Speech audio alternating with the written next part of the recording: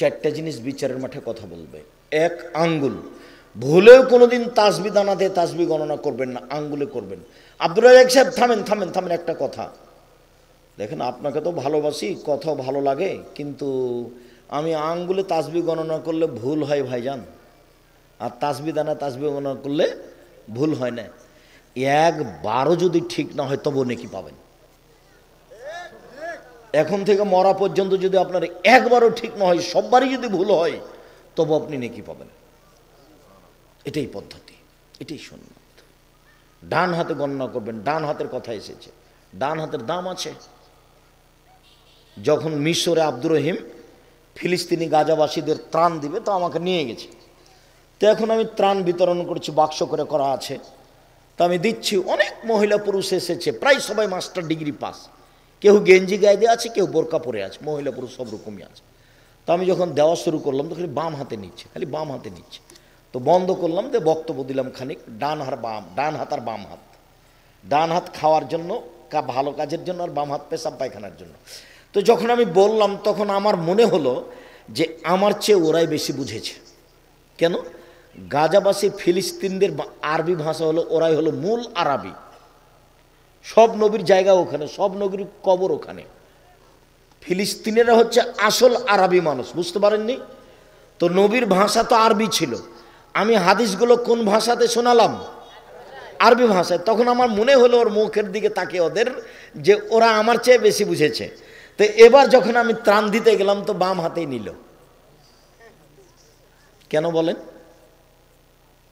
অভ্যাস, অভ্যাস। মানুষ অভ্যাসের দাস বলে। যে বক্তব্য বুঝেছে, কিন্তু যখন হাত বাড়িয়েছে, তখন কোনটা বাড়িয়েছে? বাম। নির্দ্বিধায় মানুষেরা বাম হাতে চা খাচ্ছে, পানি খাচ্ছে। অথচ আল্লাহ রসুল বলছেন বাম হাত হলো পেশাব পায়খানার জন্য, আর ওই শয়তান বাম হাত ব্যবহার করে, আর তোমরা ডান হাত ব্যবহার করবে। সম্মানিত দিনী ভাই বোন, ডান হাতে তাসবিহ। ভুল হোক, যে কথা বলে দিলাম সেটাই ঠিক, মরা পর্যন্ত একবারও ঠিক না হোক, তবু ডান হাত। চারটে জিনিস কথা বলবে, সিয়াম তার একটা। এরপরে চলেন, আবু হুরায়রা রাদিয়াল্লাহু তাআলা আনহু বলেন, রাসূল সাল্লাল্লাহু আলাইহি ওয়াসাল্লাম বলেছেন, আদম সন্তানের সব নেকি 1 থেকে 10, 10 থেকে 700, আরো আরো আরো আরো, একবারে পালা হয়ে যায়। তারপর আল্লাহ তাআলা বলছেন, মনে রেখো, ইল্লা সোম, তবে সিয়াম, রোজা, ফাইনুলি ওয়ানাজিবিহি, সিয়াম আমার ব্যাপার, প্রতিদান আমি দিব। সিয়াম আমার ব্যাপার, প্রতিদান আমি দিব। আল্লাহ বলছেন, সিয়াম আমার ব্যাপার, প্রতিদান আমি দিব। সিয়াম তার ব্যাপার, প্রতিদান তিনি দিবেন। সালাত তার ব্যাপার নয়, তোমরা আদায় করো, জান্নাত হতে পারে।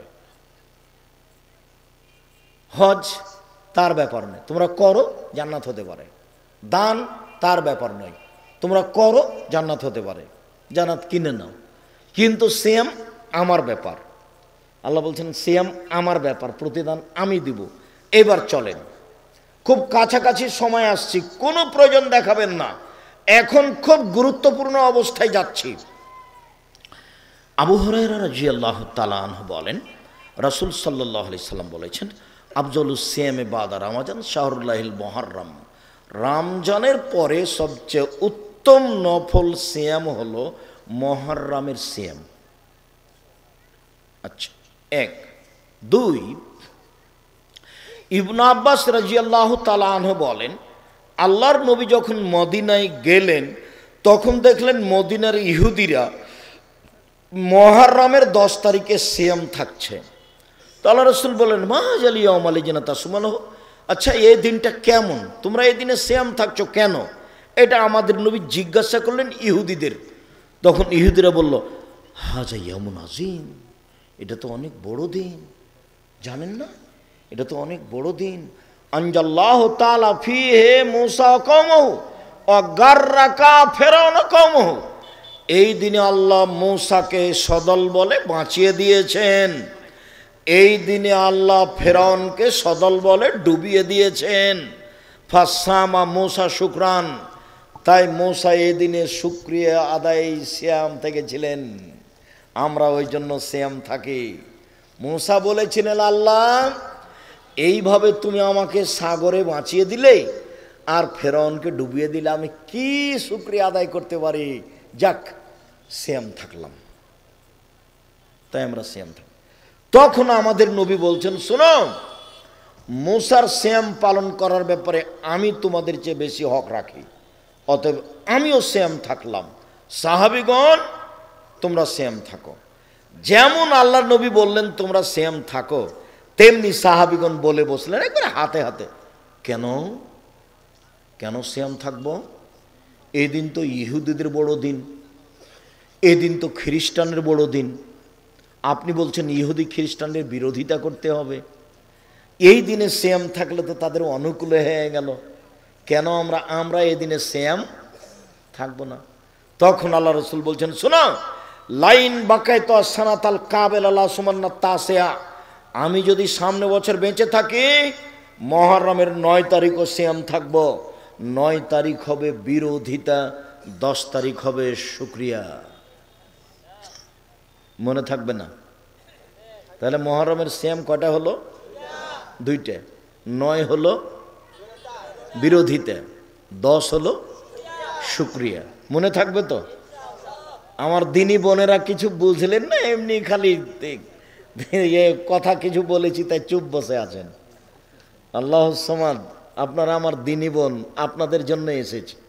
যারা চলে গেছে গেছে, ওদের তাকদির নিয়ে গেছে, আর কি আর করতে পারি আমি। বাড়িতে টিভি আছে, টিভি চালু করে বসে আছে, এর জবাব আমি দিব বলেন?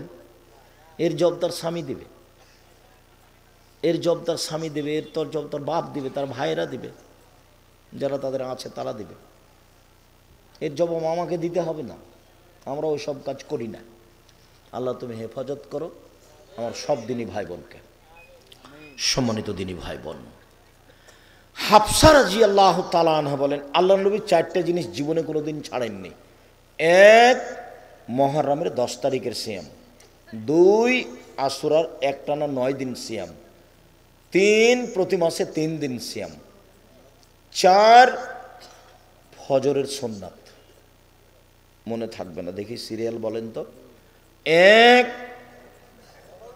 মুহররমের 10 তারিখের সিয়াম। 2, জুলহিজ্জার একটানা 9 দিন সিয়াম, একবারে 1 তারিখ থেকে।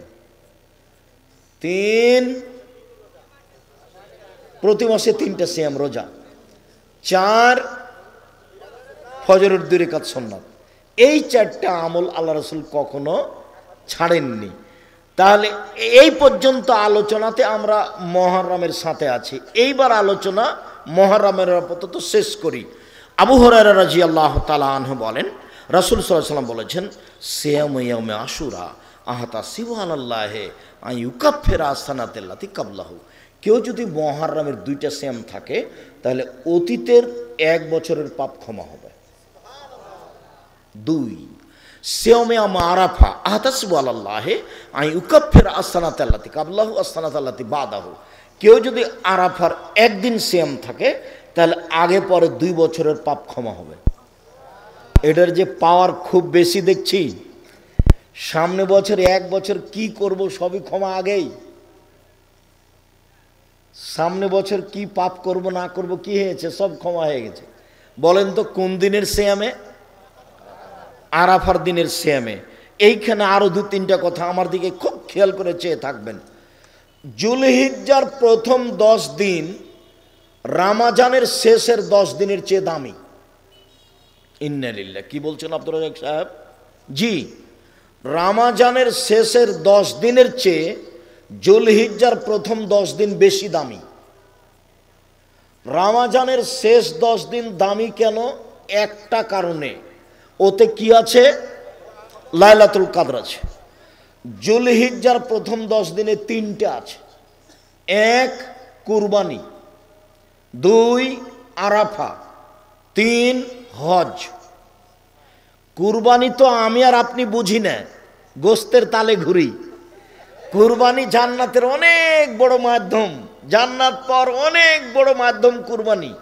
আল আজ্জ ওয়াস সাজ্জ, ওই হজ বেশি দামি যেই হজে বেশি বেশি তালবিয়া আছে, লব্বাইক আল্লাহুম্মা লব্বাইক লব্বাইক লা শারীকা লাক লব্বাইক ইন্নাল হামদা ওয়া নি'মাতা লাক ওয়াল মুলক লা শারীকা লাক, আর যে হজে বেশি গরু কুরবানি আছে, আল্লাহ নবী 100টা গরু কুরবানি করেছিলেন শেষ হজে। কতটি? 100টা।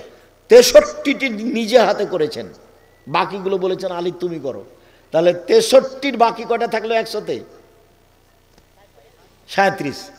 আলীকে বললেন তুমি বাকি 37টা করো, আমি নিজে হাতে 63টা করলাম।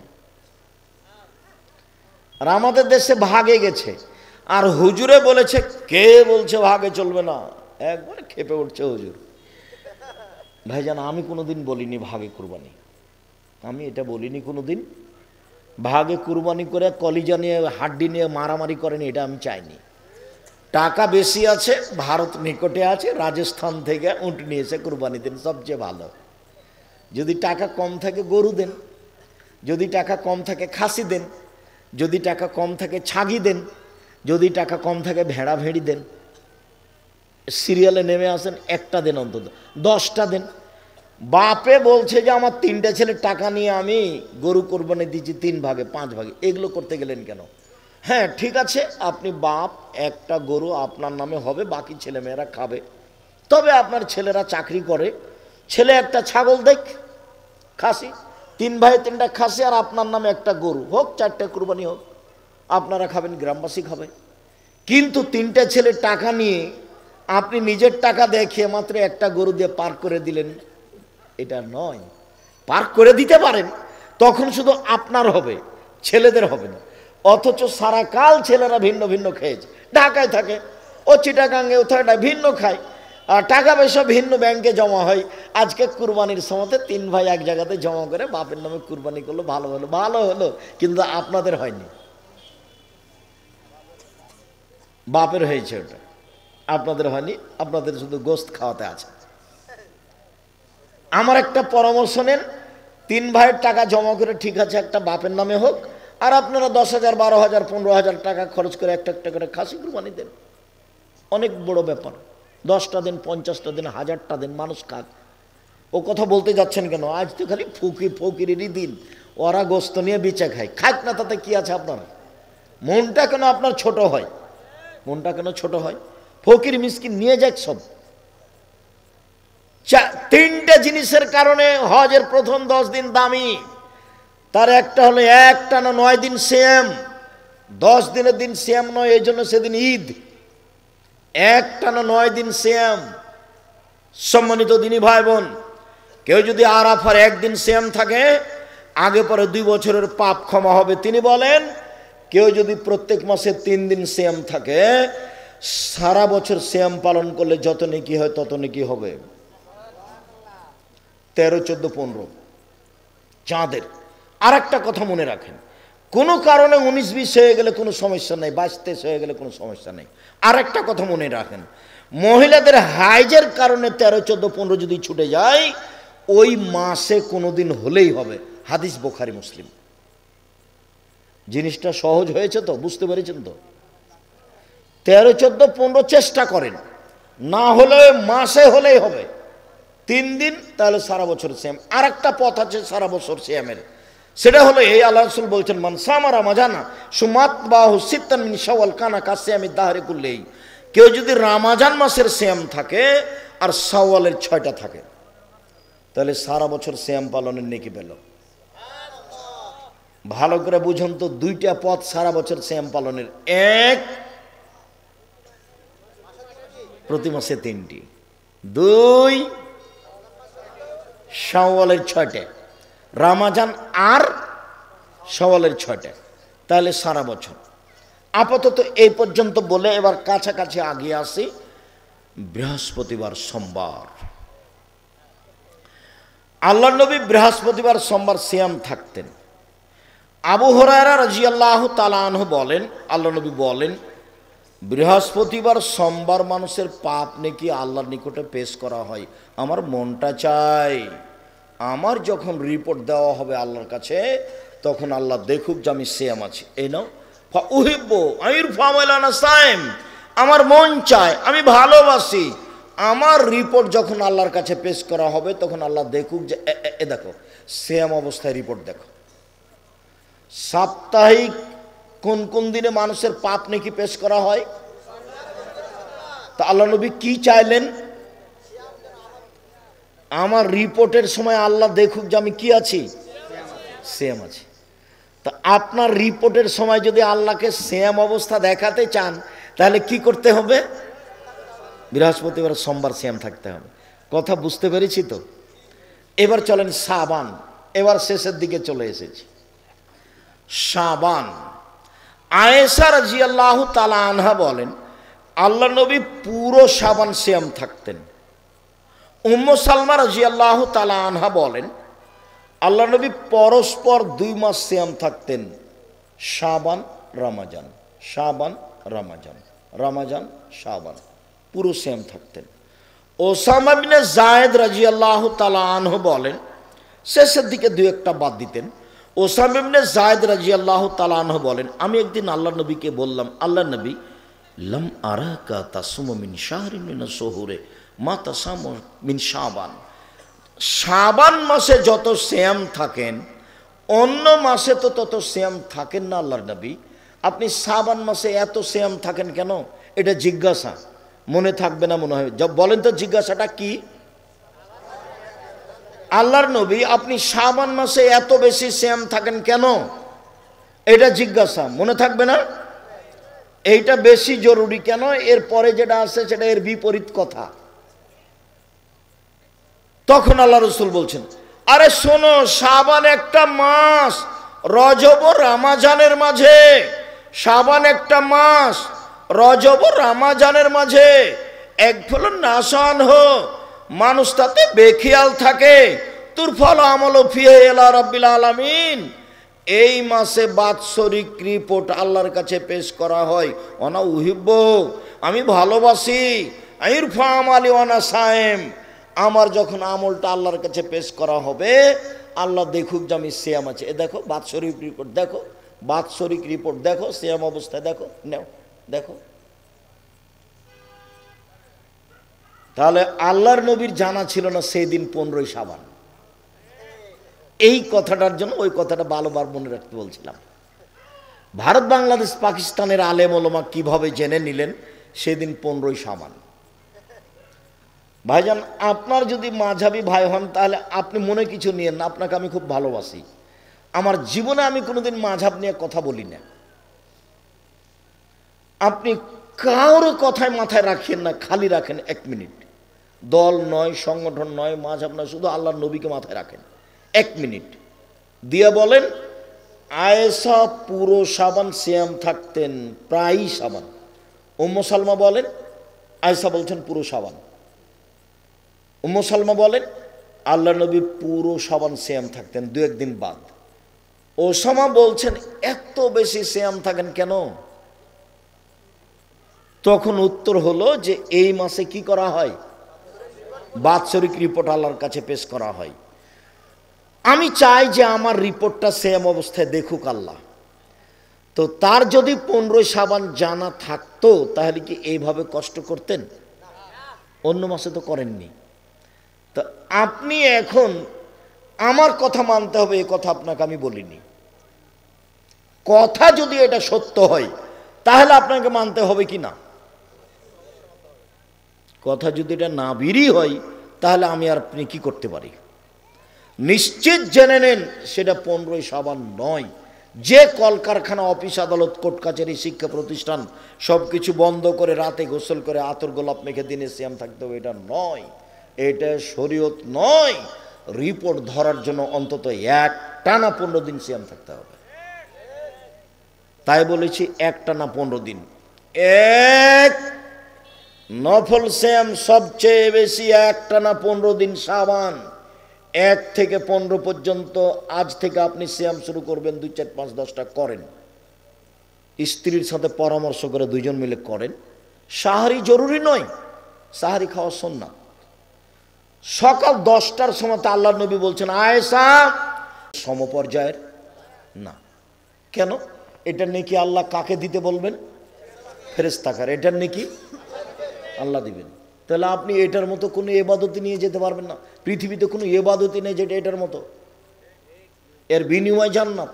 আপনাকে আমি অনুরোধ করছি, আপনি আমার দিনী ভাই, আপনাকে আমি খুব ভালোবাসি, আপনি আমার দিনী বোন, আপনাকে আমি অনুরোধ করছি, আপনার জন্য এসেছি, আপনি শাবান মাসের সিয়াম আজ থেকে শুরু করবেন। আমরা তো চেষ্টা করি প্রথম শাবান থেকে, এবছর চলে গেছে, কিছু করেন, চালু হোক।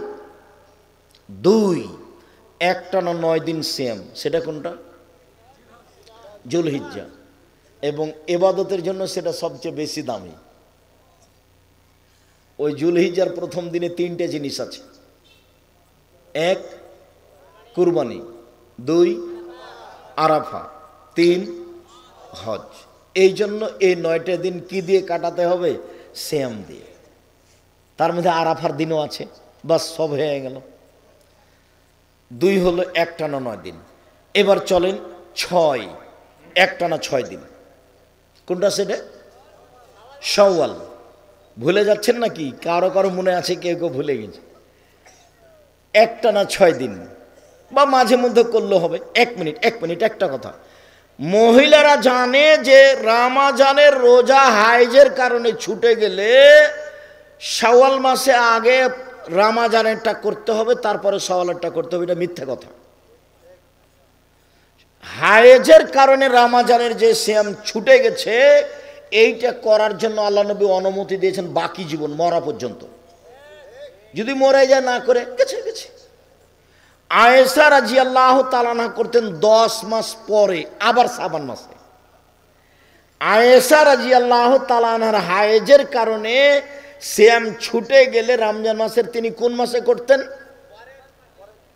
পরের শাবানে। আচ্ছা, শাবান মাসে কেন করতেন? ওই যে আল্লাহ নবী বেশি বেশি সিয়াম করছেন ওরই ফাঁকে। আর উনি সবসময় বলতেন, না, আমার স্বামী যদি আমাকে কোনো সময় তার প্রয়োজনে ডাকে, তখন আমি বলবো নফল সিয়াম আছি, আমি এটা বলতে রাজি নই। উনি যখন আমাকে ডাকবেন তখনই আমি সাড়া দিব তার ডাকে। এই জন্য আমি নফল সিয়াম ওভাবে রাখবো না। অতএব আমার ফরজ যেটা ছুটে গেছে, সেটা আমি কোন ফাঁকে করব? যখন তিনি একটানা আছেন। বুঝাতে পারিনি কথাটা? যখন তিনি একটানা আছেন, ওরই ফাঁকে আমি আমারটা করে নিয়েছি। 10 মাস পরে পড়বে, 10-11 মাস পরে পড়বে। আর মহিলা বৈঠকে চাঁপা নবগঞ্জের বুবু বলেছে, বুবু আগে ফরজটা করিও বুবু, তারপরে নফল করিও বুবু। বুবুর সব কথাই নাকি বুখারীতে আছে, বুবুর কথা ডাহা মিথ্যে। বুবু নামাজে যখন দাঁড়াবা বুবু, 2 পায়ের গোড়ালি জমা করিও বুবু, নইলে লজ্জাস্থানের যোগাযোগ বুবু মাটির সাথে হবে, মাটি অভিশাপ করবে। বুবুর সব কথাই নাকি বুখারীতে আছে। বুবু শাড়ি পরে যদি নামাজ পড়ো বুবু, তাহলে ল্যাঙ্গট পরিও। যদি ল্যাঙ্গট না পড়ো বুবু, তাহলে লজ্জাস্থানের যোগাযোগ বুবু মাটির সাথে হবে, মাটি অভিশাপ করবে। বুবুর সব কথাই নাকি বুখারীতে আছে।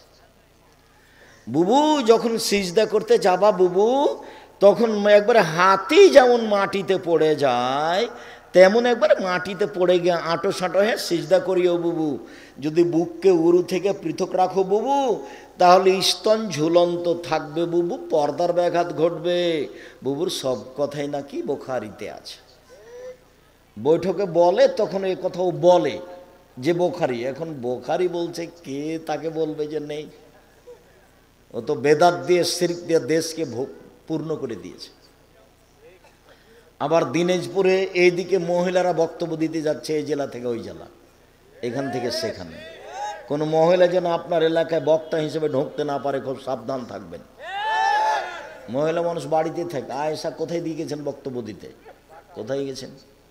কোথাও যাননি, কোনো দিন যাননি। সম্মানিত দিনী ভাই বোন, এবার প্রতি মাসে 3 দিন, তারপরে মুহররমের 2 দিন, তারপর আরাফার 1 দিন। এবার এদিকে চলেন, আরাফা 1 দিন, মুহররম 2 দিন, প্রতি মাসে 3 দিন, শাওয়াল 6 দিন, জুলহিজ্জা 9 দিন, শাবান 15 দিন। মনে থাকবে না মনে হয়? শাবান একটানা 15 দিন, জুলহিজ্জা 1 থেকে একটানা 9 দিন, শাওয়াল 6 দিন, প্রতি মাসে 3 দিন, মুহররমের 2 দিন, আরাফার একদিন, তাহলে আর সকালে আপনাকে দৌড়াদৌড়ি করা লাগবে না, শরীর এমনি ঠিক থাকবে, পেটও মোটা হবে না। বলে আপনারা এইসব, তাও যদি পেট মোটা হয় তাহলে কি করতে হবে?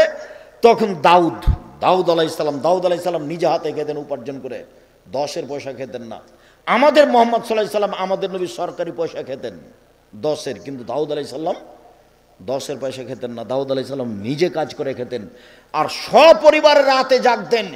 একদিন সেম একদিন এমনি, একদিন সেম একদিন এমনি, একদিন সেম একদিন এমনি। এবার স্বাস্থ্য এমনিতেই ঠিক, আর পেট মোটা হবে না। চেষ্টা করেন, ভালো হবে। শুকরিয়া, জাযাকুমুল্লাহ খায়ের। এসে কয়েকটি কথা আপনার উপস্থিত বৈঠকের দিনই ভাই ও বোন, আপনাকে অন্তর থেকে ভালোবাসি, আপনার পরকাল কল্যাণ কামনা করি।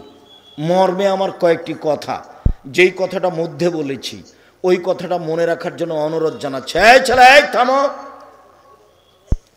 5 ওয়াক্ত সালাত, হালাল রুজি, কোরআন তেলাওয়াত, অন্তত সূরা ইখলাস 3 বার পড়ে আল্লাহকে বলবেন, এই যে আজকে কোরআন পড়লাম, কোনোদিন যেন বাদ না পড়ে। অন্তত সূরা ইখলাস ব্যাগ ভর্তি করে নেন, সূরা ইখলাস দিয়ে একবারে ব্যাগ বোকটা যা আছে নেকিতে ভর্তি করে নেন। একবার সমান 10 পারা, একবার সমান 10 পারা, একবার সমান 10 পারা, 3 বার সমান 30 পারা।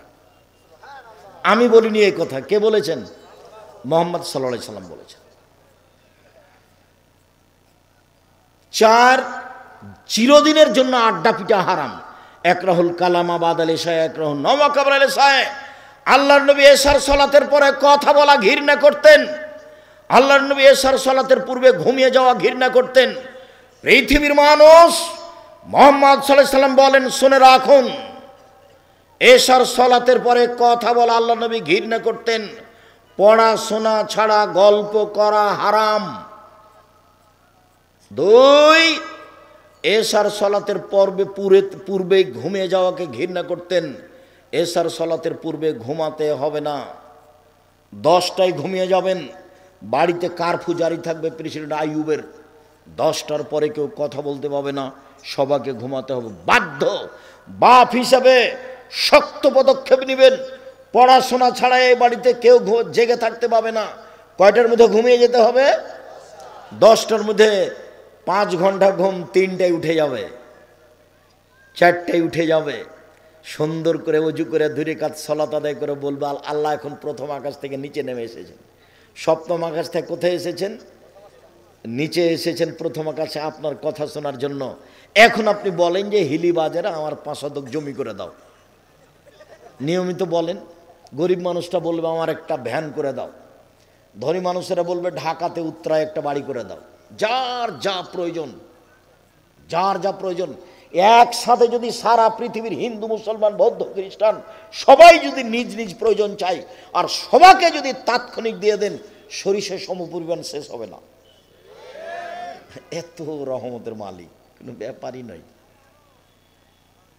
সবাইকে যদি দিয়ে দেন তো একটু কমবেন। মানুষ নেয়, মানুষ বলে না। মানুষ পশু প্রাণী, গরু ছাগলের মতো রাত 3টায় ঘুমিয়েছে, মোবাইলটা বন্ধ করেছে, তবু একবার বন্ধ করলো ল্যাংটা মেয়ে দেখে, আবার তাকে পাগল করছে, দেখি আবার চালু করলো মোবাইলটা উঠে, এবার ভোর হয়ে আসছে। এ হলো গরু ছাগল পশু প্রাণীর মতো জীবন। এই ছেলে শোনো, এই চরিত্র ত্যাগ করো। যে মেয়ের সাথে তুমি গল্প করো, তুমি তার সাথে জেনা করো, তুমি বিশ্বাস করো ও খারাপ। এরকম হাজারো ছেলের সাথে তার জেনার সম্পর্ক আছে। বোকা মেয়ে, তোমার লজ্জা হওয়া উচিত। তুমি ক্লাস 10-এ পড়ো, তুমি যার সাথে প্রেমের গল্প করো, তুমি মনে রেখো ওই ছেলের আরো হাজারো মেয়ের সাথে গল্প আছে। যার একবার পা পিছলে গেছে সেই ছেলে আর ঠিক থাকতে পারবে না। তার নাম স্বভাব খারাপ, তার নাম খাসলত খারাপ, তার নাম অভ্যাস খারাপ। যারা হাদিস বুঝে তাদের সামনে ত্রাণ দিলাম বক্তব্য দেওয়ার পরে, তবু কোন হাত দিয়ে নিল? বাম হাত দিয়ে নিল। তার নাম অভ্যাস খারাপ, তার নাম খাসলত খারাপ, তার পা পিছলে গেছে। তুমি মেয়ে মানুষ ভুল বুঝেছ, আর তোমাকে ছেলে বলি মনে রেখো, ওই মেয়ে তোমাকে ধ্বংস করবে, তোমার বাপকে ধ্বংস করবে, তোমার বংশ ধ্বংস করবে, তোমার জাতি ধ্বংস করবে। আমার মা বলতো নারী 3 জানের বড়ি। আমার মা বলতেন নারী 3 জানের বড়ি। সাবধান, বইয়ের সামনেও সব কথা খুলে বলো না। জুলাইখা সব দরজা বন্ধ করে দিয়ে ইউসুফকে বলল, যে নাই লিপ্ত হন। ইউসুফ বলল, মাআযাল্লাহ, আমি আল্লাহর কাছে বাঁচতে চাই। বলো কি তুমি? তোমার স্বামী আমার মালিক, আমাকে ভালো থাকতে দিয়েছে, আমাকে ভালো খেতে দিয়েছে, তোমার সাথে অন্যায় করব মানে? বলো কি তুমি? তোমার স্বামী আমার মালিক, আমাকে ভালো থাকতে দিয়েছেন, আমাকে ভালো খেতে দিয়েছেন। আরে আমি তো বাজারে বিক্রি হয়েছি, আরে আমার ভাইরা তো আমাকে ইদারাই ফেলে দিয়েছে, আমি তো রাস্তাঘাটে পড়েছিলাম, তোমার স্বামী কিনে নিয়ে এসে আমাকে রাজকীয়ভাবে খেতে দিয়েছে, রাজকীয়ভাবে থাকতে দিয়েছে। এখন আমি বুঝতে পারছি আমি বড় লোকের ছেলে, বড় লোক, আমি ইয়াকুব আলাইহিস সালামের ছেলে ইউসুফ। এখন বুঝতে পারছি আমার মান সম্মান, এ দেশের সরকার আমাকে লালন পালন করে তার বউয়ের হাতে। আর সেই মহিলা তুমি, তোমার সাথে অন্যায় করব মানে এটা কখনো হতে পারে না। এই অন্যায় করতে পারি না, আমি তার অন্যায় করতে পারি না। জোর করে যখন জেনা করতে গেল তখন তিনি ঘর থেকে বের হলেন দৌড় দিয়ে, সামনে আগে আগে বের হলেন ইউসুফ, পিছু পিছু বের হলো জুলাইখা, সামনে ছিল জুলাইখার স্বামী, একসাথে তিনজন। জুলাইখা বলল, এই দেখেন, এই ছেলেকে বাড়িতে রেখেছেন যে আপনার স্ত্রীর সাথে অন্যায় করতে চাই। আরে আপনি কি বলবেন? আমি জুলাইখা বলছি একে যথাযথ পিটন দিতে হবে, নইলে জেলখানায় বন্দি করতে হবে। 12 বছর জেল হলো। কতদিন? 12 বছর। 12 বছর পরে সরকারি লোক ডাকতে আসলো, আপনাকে সরকার ডেকে পাঠিয়েছে। এইসব বললেন যে না, অসম্ভব হতে পারে না, জুলাইখাকে জাতির সামনে ঘোষণা দিতে হবে অন্যায় আমি করেছি, এইসব করেনি। আমি জুলাইখার স্বামীর অবর্তমানে জুলাইখার সাথে অন্যায় করিনি, এটা জুলাইখাকে জাতির সামনে ঘোষণা দিতে হবে। আমাদের নবী মুহাম্মদ সাল্লাল্লাহু আলাইহি ওয়াসাল্লাম বলছেন, আমার চেয়ে ইউসুফের ধৈর্য অনেক বেশি, আমার চেয়ে ইউসুফের ধৈর্য অনেক বেশি। আমি মুহাম্মদ সাল্লাল্লাহু আলাইহি ওয়াসাল্লাম যদি 12 বছর জেলে থাকতাম, সরকারের লোক যদি আমাকে ডাকতে আসতো, তাহলে আমি বলতাম চলো চলো চলো চলো, এ কথা বলতাম আমি। অবাক মানুষ, 12 বছর জেলে থাকার পরে বলছে অসম্ভব, আমি জেল থেকে বের হবো না। জুলাইখাকে জাতির সামনে ঘোষণা দিতে হবে আমি অন্যায় করেছি, ইউসুফ করেনি। যতদিন পর্যন্ত জুলাইখা জাতির সামনে ঘোষণা না দিবে ততদিন পর্যন্ত ইউসুফ জেল থেকে বের হবে না। তাই হলো, তারপরে তিনি বের হলেন। তার 1 নম্বর আশঙ্কা হচ্ছে আইম্মাতাম মুজিল্লিন, ভ্রান্ত হুজুর, হুজুর ধর্ম বেচে খাবে, এইটা আমার আশঙ্কা। আমি জাতির উপরে আশঙ্কা করে যাচ্ছি, আফসোস পেশ করে যাচ্ছি। 1, যে আলেম ওলামা ধর্ম বেচে খাবে, ধর্ম বিকৃত করবে। 2, সাতা'বুদু কাবাইলু মিন উম্মতি আল আওসান, আমার উম্মত মূর্তি পূজা করবে। আমাদের বাড়িতে বাপ মায়ের ছবি, নেতা নেত্রীর ছবি, কাঁকড়া, পশু প্রাণী বাড়িতে থাকবে, সম্মান করবে। আমার উম্মত মূর্তি পূজা করবে, তাহলে এটা আশঙ্কা করে গেলেন তিনি। 3, সাতালতাহিকু কাবাইলু মিন উম্মতি বিল মুশরিকিন, আমার উম্মত হিন্দুদের সাথে মিশে যাবে। গান বাজনা তো আগে হিন্দুদের বাড়িতে হতো, বিবাহ শাদী লাগলে গান বাজনা কোথায় হতো? হিন্দুদের বাড়িতে হতো। তো এখন তো নির্দ্বিধায় গান বাজনা মুসলমানের বাড়িতে হচ্ছে। আল্লাহর নবী এই 3টা আশঙ্কা করে গেছেন। 1, আলেম ওলামা হবে ভ্রান্ত। 2, আমার উম্মত মূর্তি পূজা করবে। 3, আমার উম্মত হিন্দুদের সাথে মিশে যাবে। এগুলো তিনি দুঃখ করে বলেছেন। তিনি আরো আফসোস করে কয়েকটা কথা বলেছেন। তার একটা হলো এই যে বানি ইসরায়েল 72 ভাগে বিভক্ত হয়েছে আর আমার উম্মত 73 ভাগে বিভক্ত হবে। সবাই জাহান্নামে যাবে তবে একটি। তো সাহাবীগণ বললেন সেটা কোনটা? তখন আর তিনি দলের নাম বললেন না, তখন তিনি বললেন আমি আর আমার সাহাবীরা যে নীতির উপরে আছে। তারা হলো জান্নাতি, তারা পরিত্রাণ পাবে। দল সংগঠন এইটা একটা মতবাদ। ও ওকে মানে ওর কথা বলে, এ একে মানে এর কথা বলে, ও তাকে মানে তার কথা বলে। একমাত্র যখন কোরআন এবং সহিহ হাদিসের কথা হবে, কোনো দল বা কোনো নেতা মাথায় থাকবে না, তখন সেটা হবে খালেস দাওয়াত এবং একনিষ্ঠভাবে আল্লাহ এবং তার রাসূলকে মেনে নেওয়া। এরপরে যেটা তিনি আফসোস করে বললেন, মনে রেখো আমার উম্মত ইহুদি খ্রিস্টানদের সাথে মিশে যাবে।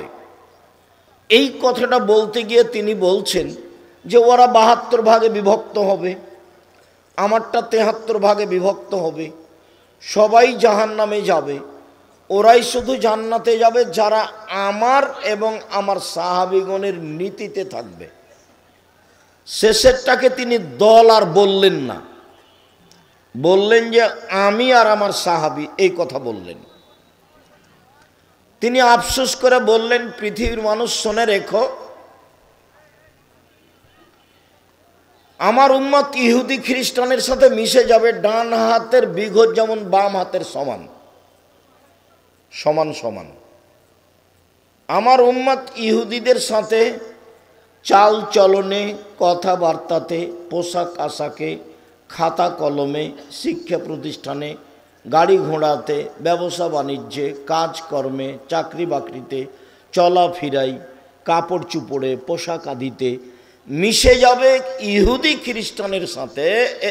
এইভাবে ডান হাতের বিঘত যেমন বাম হাতের সমান সমান সমান মিশে যাবে। কথাটা আবার বললেন, আল হাজু বিন্নাল বিন্নাল, ডান পায়ের জুতা যেমন বাম পায়ের সমান। আমার উম্মত ইহুদি খ্রিস্টানের সাথে মিশে যাবে, ডান পায়ের জুতা যেমন বাম পায়ের সমান সমান সমান মিশে যাবে। মানে ওদের মতো চাল চলন, ওদের মতো চলাফেরা, ওদের মতো খাওয়া, ওদের মতো বসা, ওদের মতো মাথার চুল ছোট করা, ওদের মতো পোশাক পরা, সব তাদের মতো হয়ে যাবে। এবার তিনি ভাষাগত নিচে নামতে লাগলেন। নিচে নামতে নামতে নামতে বলছেন, পৃথিবীর মানুষ শুনে রেখো, ইহুদি খ্রিস্টান যদি মায়ের সাথে জেনা করে থাকে, আমার উম্মত মায়ের সাথে জেনা করবে। নীতিতে তারা তাদের সাথে এমনিভাবে মিশে যাবে। ঠিকই বাপের মাথায় টুপি আছে, বাপ তাহাজ্জুদ পড়ে, প্রতি রমজানে উমরা করতে যায়, মেয়েও সাথে আছে, ঢাকায় যাচ্ছে, তো মেয়ে স্কিন পায়জামা পরে আছে, অঙ্গ প্রত্যঙ্গ দেখা যায়, লজ্জা স্থানও বোঝা যায়, ওটা বাপ আর এটা মেয়ে। মেয়েরা স্কিন পায়জামা পরে চলছে, শার্ট প্যান্ট পরে চলছে, চোখের ভুরু তুলে চিকন করছে, নখে নেইল পালিশ দিচ্ছে, নখ বড় করছে। ইহুদি খ্রিস্টানদের পতিতালয়ের মেয়েদের বৈশিষ্ট্য হচ্ছে নখ বড় করা, নখে নেইল পালিশ দেওয়া। ইহুদি খ্রিস্টানদের পতিতালয়ের মেয়েদের বৈশিষ্ট্য হচ্ছে নখ বড় রাখা, নখে নেইল পালিশ দেওয়া। হিন্দু মেয়েদের বৈশিষ্ট্য হলো কপালে টিপ দেওয়া। হিন্দু মেয়েদেরকে বিবাহ করার 10টি পদ্ধতি আছে, তার একটি পদ্ধতি হলো রাক্ষসী বিবাহ। মেয়ের বাপ বিবাহ দিবে না, ছেলে জোর করে বিবাহ করতে চায়, তো কপালে টিপ দিলেই বিবাহ হয়ে যাবে, টিপ দিতে পারলেই। এর নাম রাক্ষসী বিবাহ। টিপ তাদের কাছ থেকে এসেছে। এখানে শত ছেলে আছে, দেখেন মাথার চতুর্দিক চুল চাঁচা আছে, ওপরে অল্প চুল আছে। এটা ইহুদি খ্রিস্টানদের নীতি। গেঞ্জি গায়ে দিয়ে আছে আপনার ছেলে, পিছনে গেঞ্জির পিছনে 23 বা 10 লেখা আছে, দেখতে দেখতে নামাজ শেষ।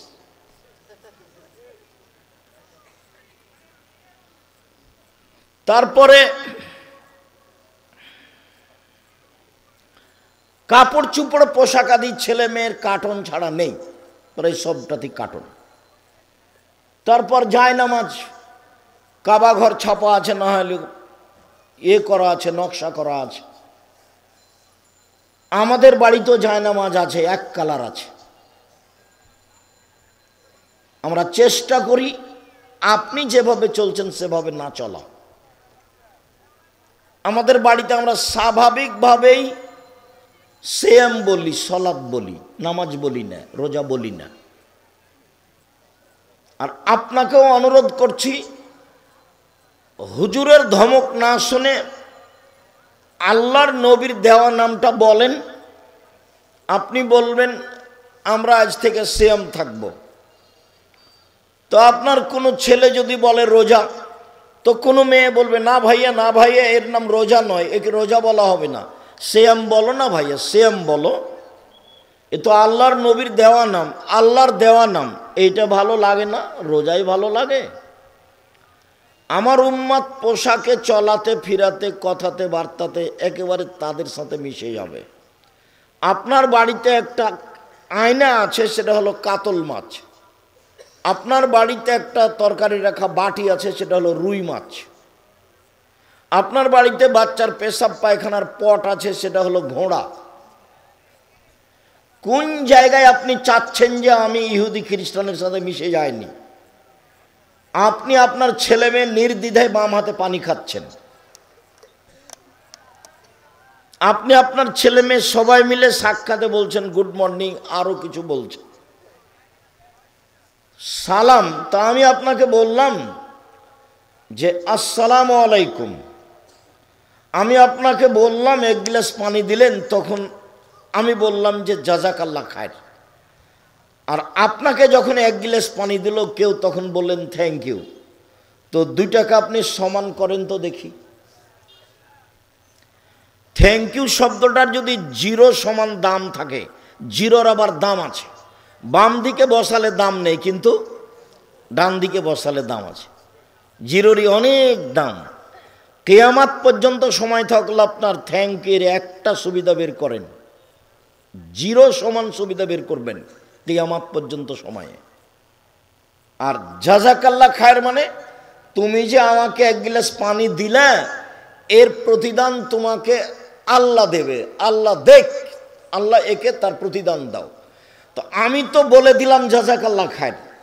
তো আপনি এখন লন্ডনে বিপদে পড়েছেন, আমেরিকায়। তো আমি যে বলেছি জাযাকাল্লাহ খায়র, আল্লাহ একটা প্রতিদান দিতে বলেছি এক গ্লাস পানির, তো এখন বিপদে আল্লাহ বাঁচাচ্ছেন আপনাকে আমেরিকায়, এই কথাটার কারণে। তা আপনি বলেছেন থ্যাংক ইউ। এবার বলেন তো আল্লাহ আপনাকে বাঁচাবে?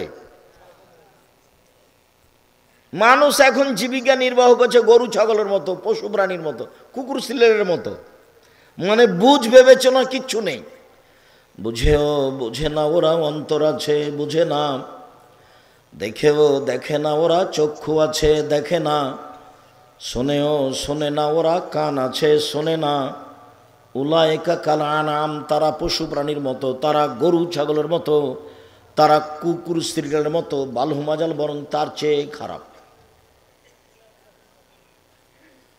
ছেলেটা বলছে আমার আব্বা আমার ফুফুকে জমি দেয়নি। তা আমি বললাম যে তোমার বাপকে যদি আমি কুকুর স্ত্রীর চেয়ে খারাপ প্রমাণ করতে না পারি, বক্তব্য দেব না।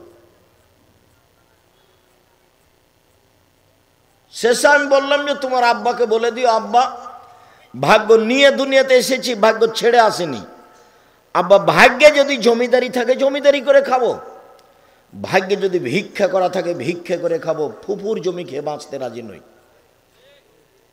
আগামীকাল সন্ধ্যা হতে হতে ফুফুকে ফুফুর জমি বুঝিয়ে দিবেন। আপনি আমার দাদার ছেলে, আর আমার ফুফু আমার দাদার মেয়ে।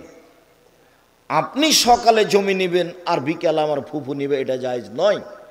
একসাথে নিবেন, এটাই শরীয়ত। ভাগ যেদিন হবে সেদিন একসাথে ভাগ হবে। কথা বোঝা যায়নি? আমার উম্মত মিশে যাবে ইহুদি খ্রিস্টানদের সাথে। ডান হাতের বিঘত যেমন বাম হাতের সমান। সব জায়গায় দেখবেন ছাত্র শিক্ষক ক্লাসরুমে ঢুকছে, ছাত্র দাঁড়িয়ে সালাম দিচ্ছে। আপনি যে দিকে নিয়ে যাবেন, খাওয়া পান করা চলাফেরা সব, গাড়িটা ডান দিকে না যেয়ে বাম দিকে যাচ্ছে। আমার উম্মত ইহুদি খ্রিস্টানের সাথে মিশে যাবে। ডান হাতের বিঘত যেমন বাম হাতের সমান, ডান পায়ের জুতা যেমন বাম পায়ের সমান, একবারে সমান সমান মিশে যাবে চাল চলনে, কৃষ্টি কালচারে, আচার আচরণে, সুদ ঘুষে। লন্ডন আমেরিকাতে এমন কোনো মানুষ নেই যে সুদ ছাড়া বাঁচতে পারে।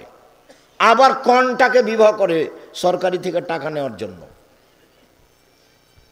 পরিবার দেখালে এত টাকা পাওয়া যাবে, পরিবার না দেখালে এত টাকা সরকার দিবে। কোনো কাজ চলে না, সব মিথ্যে দিয়ে।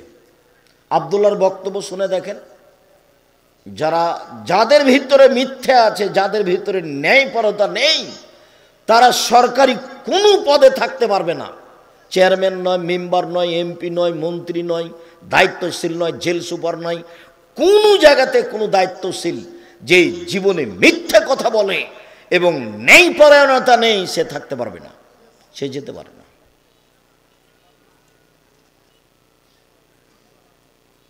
আমার উম্মত মিশে যাবে ইহুদি খ্রিস্টানদের সাথে।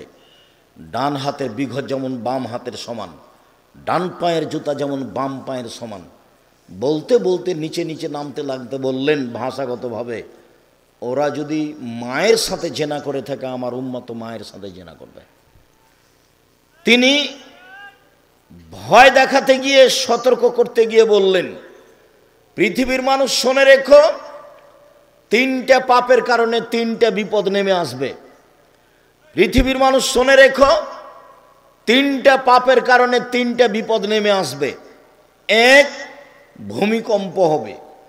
বিপদ নাম্বার 1 ভূমিকম্প হবে। বিপদ নাম্বার 2, মানুষ সন্ধ্যায় থাকবে মানুষ, সকালে হবে শোর ও বানর। একবারে হুবাহু শুকুর হয়ে যাবে, হুবাহু বানর হয়ে যাবে। 3, সমস্যা নেমে আসবে মানুষের উপরে। মসজিদে মারামারি, মাদ্রাসাতে মারি, রাস্তাঘাটে মারামারি, কেউ কাউকে মানবে না। এখন যা দেখা দিয়েছে আরো বেশি দেখা দিবে, কেউ কাউকে মানবে না। তো সমস্যা নেমে আসবে 1, সন্ধ্যায় থাকবে মানুষ, সকালে হবে শোর বানর, এটা হলো 2। 3 হলো ভূমিকম্প, এটা হলো বিপদ। পাপ 3টে। 1, এই যা সারেবুল খমুরা, যখন মানুষ নেশাদার দ্রব্য পান করবে। বিড়ি, তামাক, জর্দা, সিগারেট, গুল নেশাদার দ্রব্যের অন্তর্ভুক্ত। এগুলো অপবিত্র খাদ্য। আর যেগুলো নগদ আছে আছেই। 2, জাহারাতিল কায়নাত, মেয়েরা যখন নাচবে। সব মোবাইলে মেয়ে নাচে, প্রায় সব দোকানে মেয়ে নাচে, প্রায় সব বাড়িতে মেয়ে নাচে, প্রায় সব দোকানে মেয়ে নাচে, প্রায় সব মোবাইলে মেয়ে নাচে, প্রায় সব বাড়িতে মেয়ে নাচে। 2, মেয়েরা যখন নাচবে। 3, জারাবুবিল মাজেব, যখন বাদ্যযন্ত্র প্রকাশ পাবে তখন তারা হয়ে যাবে বানর, তারা হয়ে যাবে শোর, তারা হয়ে যাবে শুকুর, তারা হয়ে যাবে বানর। সন্ধ্যায় থাকবে মানুষ, সকালে হবে শুকুর। একটু এখানে বলে রাখে, এই ছেলে, মেয়েরা এখনো কথা বলছে, তোমরা একটু দেখো না। আপনি মহিলা মানুষ, আপনার একটু লজ্জা হয় না কেন? একটু শরম হয় না কেন? দোকানের সামনে দাঁড়িয়ে আছেন কেন? আপনার বাপ নেই? আপনার বাপ নেই, আপনার স্বামী নেই, আপনার লজ্জা হয় না কেন? দোকানে দাঁড়িয়ে আছেন কেন? আপনার হায়া হয় না আজকে আপনাকে বাজার করতে হবে? স্বামী নেই, ভাইরা নেই, বোনের ছেলে নেই, ভাইয়ের ছেলে নেই, শরম হয় না কেন আপনার? হায়া হয় না কেন আপনার? আপনার একটু লজ্জা হয় না কেন? মহিলা মানুষ আপনি, জালসার দিনে আপনি ওখানে দোকানের সামনে দাঁড়িয়ে আছেন কেন? গল্প করছেন কেন?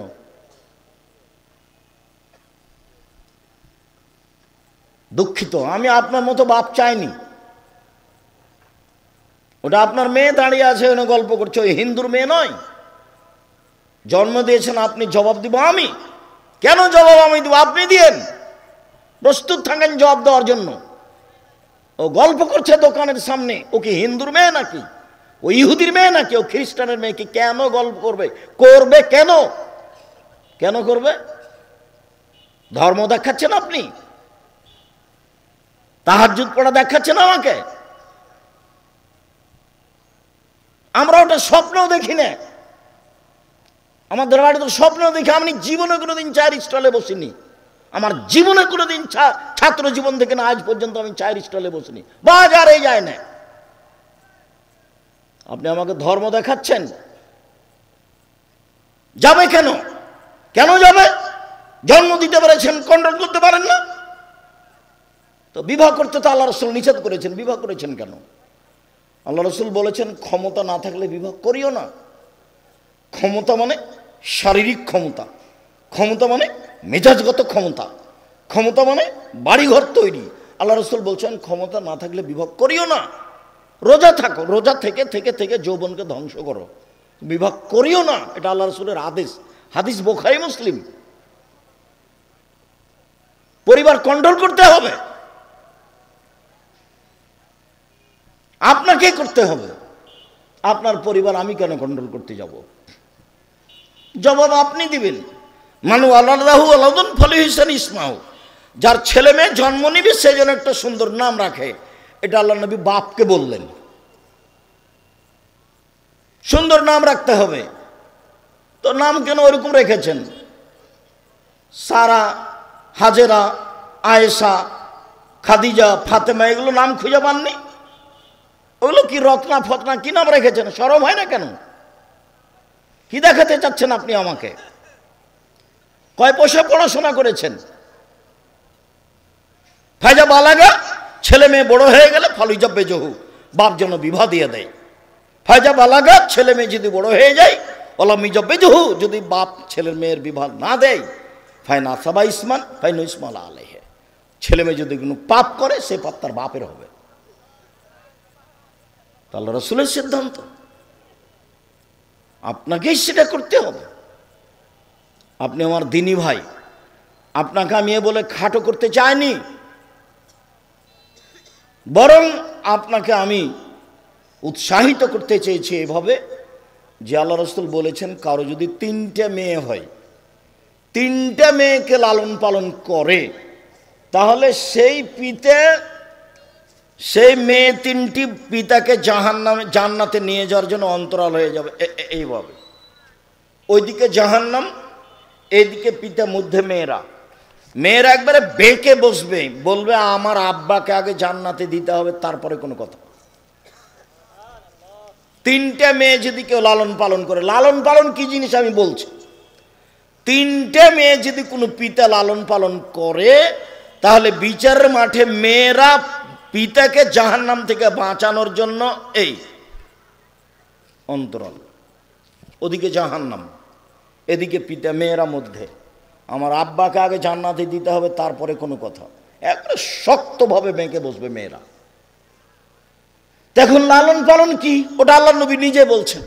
1 আল্লামাহুন্না, মেয়েকে বিদ্যা শিখিয়ে দিল। 2 আদাবাহুন্না, মেয়েকে শিষ্টাচার শিখিয়ে দিল।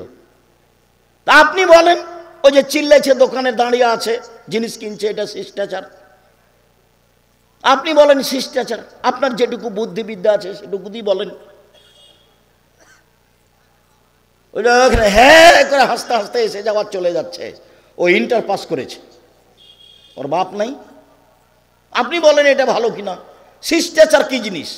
শিষ্টাচার কাকে বলে? শিষ্টাচার কি জিনিস? শিষ্টাচার কাকে বলে? ও বাপ মনে করছে শিষ্টাচার হলো ঘোড়ার ডিম। শিষ্টাচার ঘোড়ার ডিম নয়, ভুল হিসাব। পশু প্রাণীর মতো বাপ হয়ে কোনো লাভ নেই। আপনার মতো বাপ মরা ভালো।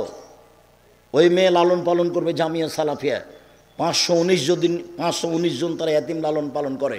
আপনার মেয়েটা বেশি হলে কোনো সমস্যা নেই ইনশাল্লাহ। জামিয়া সালাফিয়া 5000-এর বেশি ছেলে মেয়ে আছে। দেশের সবচেয়ে বড় প্রতিষ্ঠান জামিয়া সালাফিয়া, আয়তনে সবচেয়ে বড়, যেটা রূপগঞ্জ, নারায়ণগঞ্জ, ঢাকা আছে, সেটা এখন প্রায় 100 বিঘা জমির উপরে। 100 বিঘা। যেখানে একটা মসজিদ তৈরি হচ্ছে 200 শতক জমির উপরে, 2 একর। যেটা রাজশাহীতে গেছিলেন সেটা হলো 40 বিঘার উপরে, মেয়েদেরটা 70 বিঘা জমির উপরে, তার 40 বিঘা খালি পুকুর। 300 জন শিক্ষক শিক্ষিকা, প্রায় 40 লক্ষ টাকা মাসে বেতন লাগে, যেটা আপনার বাড়ির পাশে, সেটা 20 বিঘে জমির উপরে, যেটা দিনাজপুরে। যান কাঞ্চন ব্রিজের পাশে দেখে আসেন। আমি এই কথাটা বলে আপনাকে আমি আর একটা আফসোস পেশ করতে চেয়েছি। আগে আমি আফসোসটা পেশ করি। শিষ্টাচার কাকে বলে আপনাকে আমি বুঝাতে পারলাম না, এটা আমারই ব্যর্থতা। 90 সাল থেকে আমি জাতির সামনে আছি, আমি এই জাতির পিতাকে শিষ্টাচার বুঝাতে পারলাম না। বহুদিন বলেছি আমি যে মোহাম্মদ সাল্লাল্লাহু আলাইহি সাল্লাম তার পরিবার স্ত্রীকে আয়েশাকে নিয়ে যুদ্ধ থেকে আসছিলেন, এক জায়গাতে অবস্থান করলেন।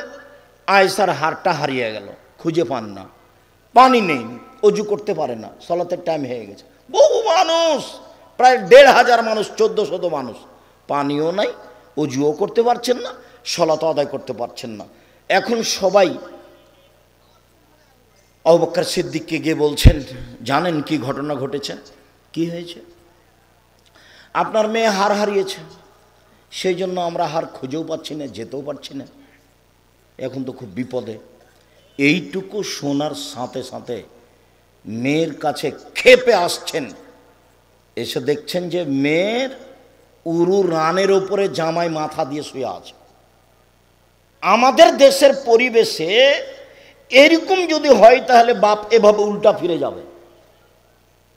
আহারে, ওখানে আমার মেয়ের উরু রানের ওপরে জামাই মাথা দিয়ে শুয়ে আছে, তা আমাদের দেশের পরিবেশে কি হবে? বলছেন আবু বকর সিদ্দিক আমার কাছে এসে কয়েকটা এমন জোরে কিল মারলেন আমার গায়ের ওপরে, যদি আমার স্বামী আমার উরু আমার রানের উপরে মাথা দিয়ে ঘুমিয়ে না থাকতেন তাহলে আমার বাপের মায়ের কারণে আমি দূরে সরে যেতাম, এত জোরে মেরেছে।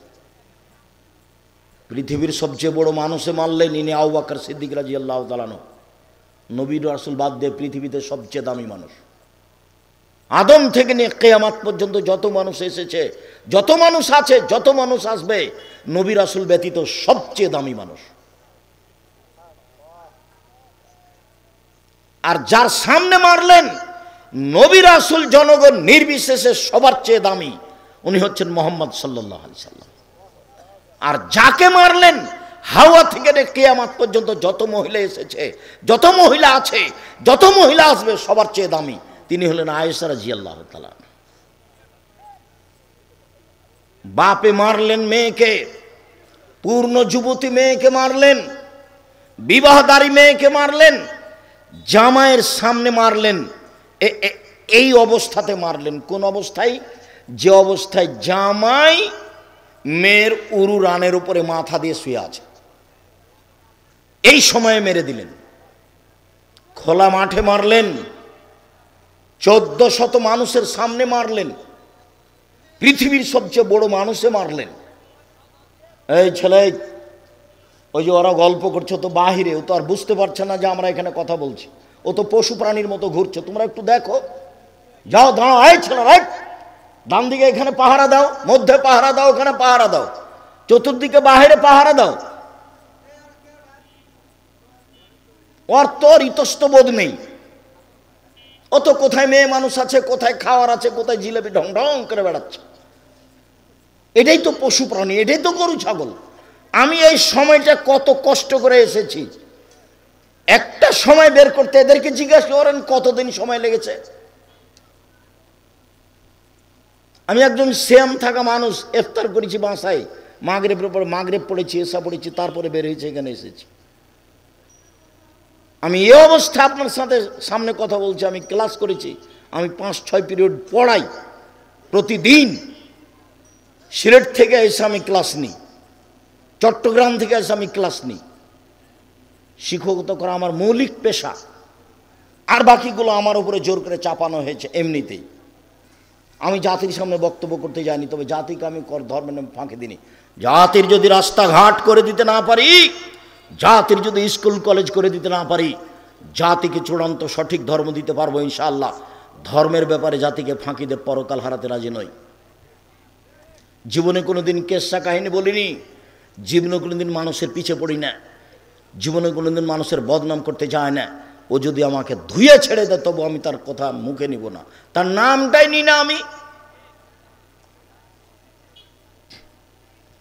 ও যদি কোনো সময় গালি দেয়, গালি দেওয়া শুরু করে একবার মা বোন থেকে শুরু করে, গালি দেওয়া যখন শেষ করে তখন আমি আবার রিং দিয়ে বলি, ভাইজান আপনার মোবাইলে মনে হয় টাকা নেই, যদি আরও কিছু গালি থাকে তো আপনি গালি দিয়ে নেন, আপনার সাথ যা আছে সেটা করেন না, আমার প্রতি উত্তরের দরকার নেই। আমি প্রতি উত্তরের পাতা ছেড়ে দিয়েছি, আমি প্রতিশোধ নিই না, আমি কারোর বিরুদ্ধে মামলা করি না, আমি প্রতিশোধ নিই না। ক্ষমতা দেখে আমি 1 মিনিট বাঁচতে রাজি নই।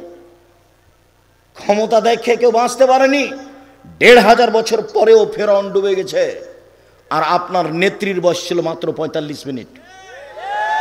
যেই দলীয় দাপট দেখিয়ে, দলের গল্প করে, মানুষকে অপমান করে, মানুষকে খাটো করে, মানুষের জমি জোর করে দখল করে, মানুষকে জেল হাজতে দিয়ে ক্ষমতা দেখে 1 মিনিট বেঁচে থাকার চেষ্টা করিয়েন না। 4টা কথা মানবেন: 5 ওয়াক্ত সালাত, হালাল রুজি, কোরআন তেলাওয়াত, আড্ডা পিটা হারাম। দোকানে বসে আড্ডা পিটবেন না, বাস জান্নাত হবে ইনশাআল্লাহ। একবারে আজকে উঠবেন এইভাবে যে তোবা করেছে, জিন্দেগিতে কোনোদিন আর দোকানে বসবো না। যাবো দোকানে, আসসালামু আলাইকুম, এই ছেলে লবণ আছে? জি আছে। 1 কেজি লবণ দাও। মরিচ আছে? হ্যাঁ আছে। 200 মরিচ দাও। বাস দেওয়া হয়েছে, টাকা দেওয়া হয়েছে, আসসালামু আলাইকুম। এই পর্যন্ত দোকানের সামনে দাঁড়ানোর সময়। ঘন্টা ঘন্টা আপনি দোকানের সামনে বসে আছেন, ল্যাংটা মেয়ে নাচছে, আপনার মাথায় টুপি আছে, তখন আপনি ভালো মানুষ? তখন আপনি মনে করতে পারেন না যে আমি কুকুর শ্রীগাল? মনে করলেই তো হয়। কেন আপনি মনে করবেন যে আমি মানুষ? ওর দোকানে যা উপার্জন হচ্ছে সবই হারাম। ওখানে ল্যাংটা মেয়ে নাচে, আপনি তাকে দেখেন, চক্ষু ঠান্ডা করেন, কলিজা ঠান্ডা করেন, জান্নাতের মেয়ে পড়ে আছে। এই সময়কে দেখে জানটা ঠান্ডা করে, কলিজা ঠান্ডা করে, চক্ষু ঠান্ডা করে জান্নাতের মেয়ে ভোগ করতে পারা যাবে? অত সহজ? পৃথিবীর সবচেয়ে দামি মানুষে মারলেন, পৃথিবীর সবচেয়ে দামি মহিলাকে মারলেন, পৃথিবীর সবচেয়ে দামি মানুষের সামনে মারলেন, জামাইয়ের সামনে মারলেন, দিন দুপুরে মারলেন, খোলা মাঠে মারলেন, 1400 মানুষের সামনে মারলেন। ভুল কোথায়? গলার হারটা হারিয়ে গেছে, খেয়াল করেননি, সেই জন্য মেরে দিলেন। আবু বকর সিদ্দিক মারলেন, আয়েশাকে মারলেন, মুহাম্মদ সাল্লাল্লাহু আলাইহি সাল্লামের সামনে মারলেন, জামাইয়ের সামনে মারলেন, বিবাহদারী মেয়েকে মারলেন, পূর্ণ যুবতী মেয়েকে মারলেন, মেয়ের উরু রানের উপরে জামাই মাথা দিয়ে শুয়ে আছে, এই সময়তে মারলেন। আর আপনার মেয়েটা ঢং ঢং করে এসে দোকানের সামনে দাঁড়িয়ে জিনিস নিচ্ছে, আপনি মারতে পারেন না? আপনি বাপ? কে বলেছে আপনি বাপ? আপনার বেঁচে থাকার চেয়ে মরে যাওয়া অনেক গুণে ভালো। মরে গেলে আপনার মেয়ে লালন পালন করবো ইনশাল্লাহ। আমি আব্দুর রাজ্জাক ইউসুফ জিম্মেদারি নিলাম, আলহামদুলিল্লাহ, আল্লাহ অনেক ব্যবস্থা দিয়েছে। 519 জন ছেলে মেয়ে থাকা আপনারটা হবে না? 519 জন খালি ইয়াতিম আছে। আমি আপনাকে এভাবে কষ্ট দিতে চাইনি, তবে আপনি নিজেকে মানুষ মনে করিয়েন। আপনি নিজেকে মানুষ মনে করলেই হবে। মানুষ বলে মানুষ, আবার মানুষ বলে ও অমানুষ। যখন মানুষ মানবতা দেখায় না তখন মানুষ তাকে কি বলে? অমানুষ বলে। আর যখন মানুষ মানুষকে মানবতা দেখে তখন মানুষ বলে কি? লোকটা ভালো মানুষ। অমানুষ এটি কি? সম্মানিত দিনী বোন, আমি আপনাকে এভাবে বলে কষ্ট দিতে চাইনি। আপনাকে আমি ফাতেমার মতো মনে করি, খাদিজার মতো মনে করি, আয়েশার মতো মনে করি। আপনাকে আমি কি দিয়ে বুঝাই? দেখবেন 1 মিনিট আয়েশা রাদিয়াল্লাহু তাআলা দেখবেন, আপনার ওখানে চিৎকার শুনলে আমি কষ্ট পাই, যে হ্যাঁ হ্যাঁ করে হাসছেন, কথা বলছেন, এটা আমি কষ্ট পাই। আপনি দেখবেন 1 মিনিট আয়েশাকে দেখবেন, এটা দেখেন, আপনাকে আমি আয়েশাকে দেখাই।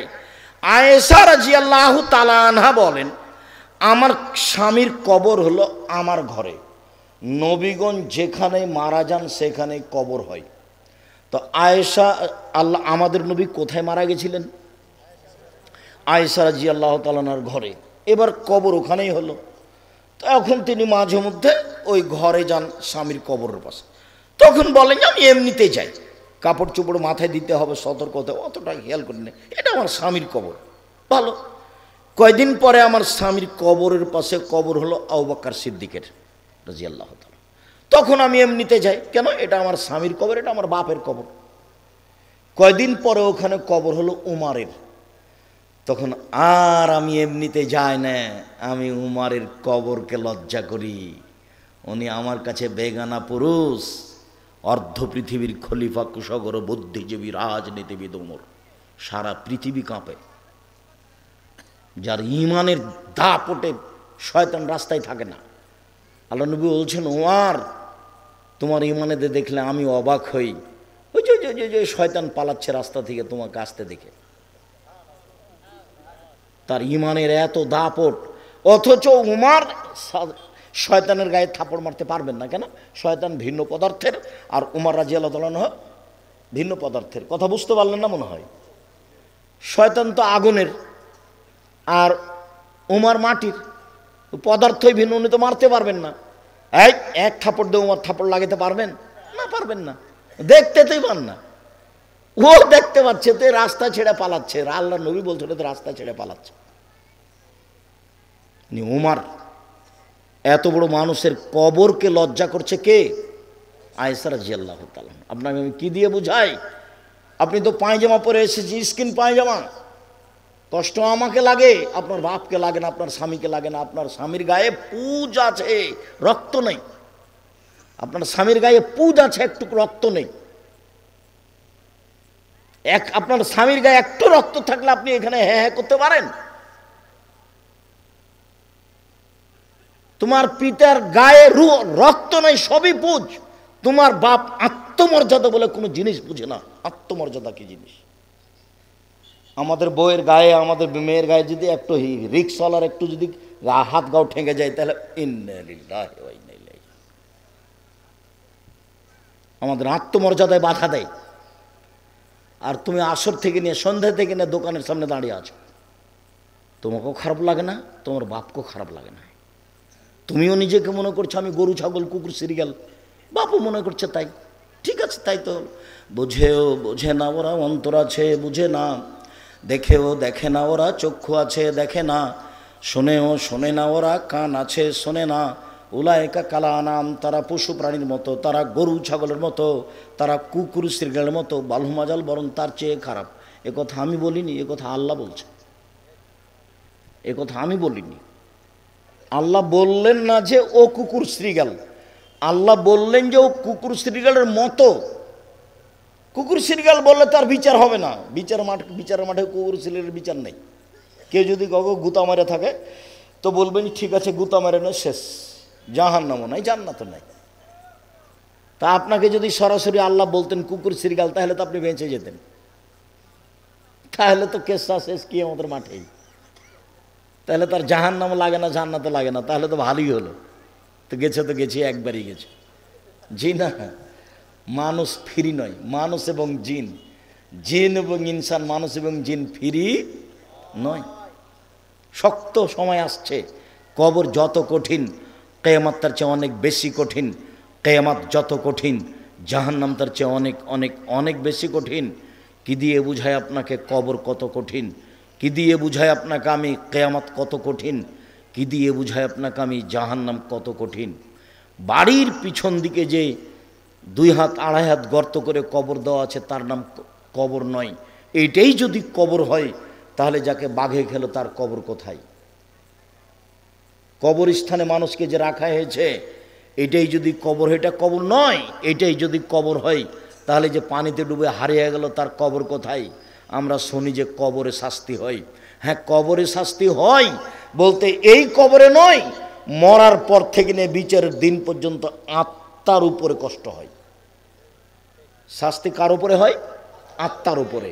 আত্মা বুঝে যে আমাকে উঠিয়ে বসানো হলো, আত্মা বুঝে যে আমাকে জিজ্ঞাসা করা হচ্ছে, আত্মা বুঝে যে আমাকে পিটানো হচ্ছে। যখন পিটাবে তখন ও বাপ প্রেমকে চিৎকার করবে। আল্লাহ নবী বলছেন, সারা পৃথিবীর জীবজন্তু, কীট পতঙ্গ, পদার্থ, জড় পদার্থ সব শুনতে পাবে। আপনার এই কবরের লোকটা চিৎকার করছে, শুনতে পাচ্ছে আমেরিকার লোক, পশু প্রাণী, জীবজন্তু শুনতে পাচ্ছে, মানুষ ছাড়া সব শুনতে পাচ্ছে।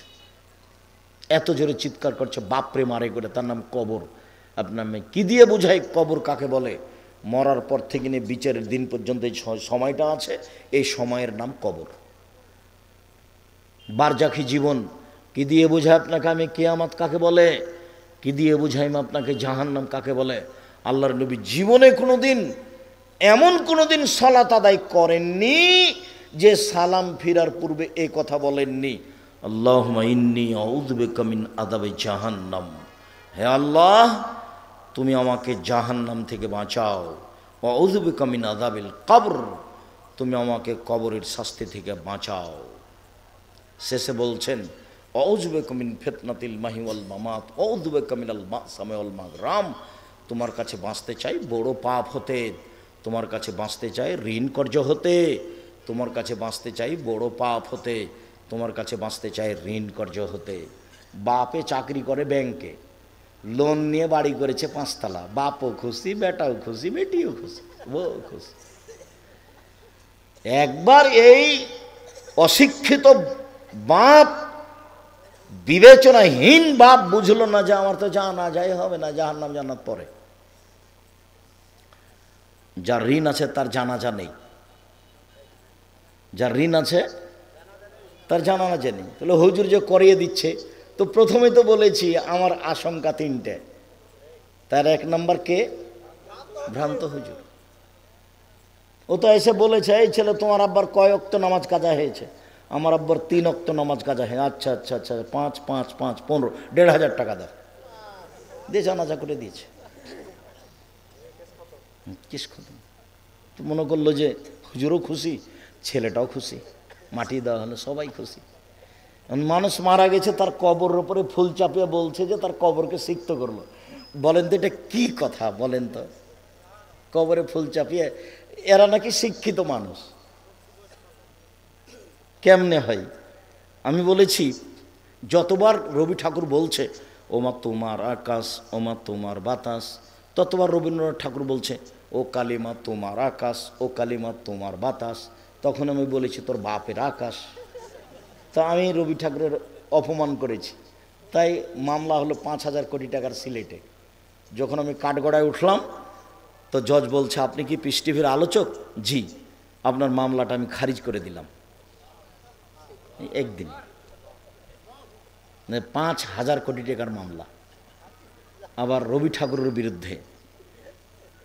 আমি তো আর এসব ছেলেপেলেকে বুঝাতে পারি না। শুনে রেখো, কি বলি তোমাকে, রবীন্দ্রনাথ ঠাকুর বাংলাদেশের মুসলমানের শত্রু, রবীন্দ্রনাথ ঠাকুর জাতির শত্রু, রবীন্দ্রনাথ ঠাকুর ঢাকা বিশ্ববিদ্যালয়ের শত্রু, রবীন্দ্রনাথ ঠাকুর সারা ভারত বাংলাদেশ পাকিস্তানের সবার শত্রু, রবীন্দ্রনাথ ঠাকুর ইংরেজদের সবচেয়ে বড় দালাল। যেদিন মুসলমান ইংরেজদের হাতে জেল হাজতে নির্যাতিত, সেদিন রবীন্দ্রনাথ ঠাকুর লন্ডনে দিন কাটায় সুখে। রবীন্দ্রনাথ ঠাকুর যতবার বলেছে তোমার আকাশ তোমার বাতাস, ততবার বলেছে ও কালিমা তোমার আকাশ, ও কালিমা তোমার বাতাস। আপনার ছেলে মেয়ে বলতে পারে, আমার ছেলে মেয়ে বলে না, আপনি মনে কিছু নিয়েন না। আমি আমার ছেলে মেয়েকে গান বলতে দিইনি। আপনার চলে, আপনার ছেলে মেয়ের চলে, আপনার জাতির চলে, আমার চলে না। বেগম রোকেয়া বই পুস্তক খাতা কলম তার বিদ্যা আপনার চলে, আমার চলে না। বেগম রোকেয়ার নামটা শুনলে আমার গাটা শিহরে উঠে। দিনাজপুরের হিলির লোকজন, কিছু মহিলা যাবে হজ করতে, কথার কথা। তো ট্রেন স্টেশনে পরহেজগার মহিলা গেছে, তো দেবর ভাসুরকে বলেছে আমরা তো ঢাকা যাব, তো কখন ট্রেন আসবে, একটা কাজ করো, আমাদের 4-5 জনের গায়ের উপর একটা চাদর দিয়ে দাও, আমরা ট্রেন স্টেশনে পর্দায় বসে থাকি। এটা বলেছে মহিলারা, পরহেজগার মানুষ হজ করতে যাবে। তো এখন স্টেশন মাস্টার দেখছে যে প্ল্যাটফর্মে কি কোথায় আছে একটু দেখি। তো এক জায়গাতে দেখছে যে কতগুলো বস্তা মনে হচ্ছে কাপড় দিয়ে ঢাকা আছে। তো বেগম রোকেয়া দেখাচ্ছে ভাবে, দেখেন এগুলো টিকিট মাস্টার দেখাচ্ছে লাথি মেরে, এগুলো কি, এগুলো কিসের বস্তা, এগুলো কিসের বস্তা? কাকে দেখাচ্ছে বলেন তো? পর্দাকে দেখাচ্ছে।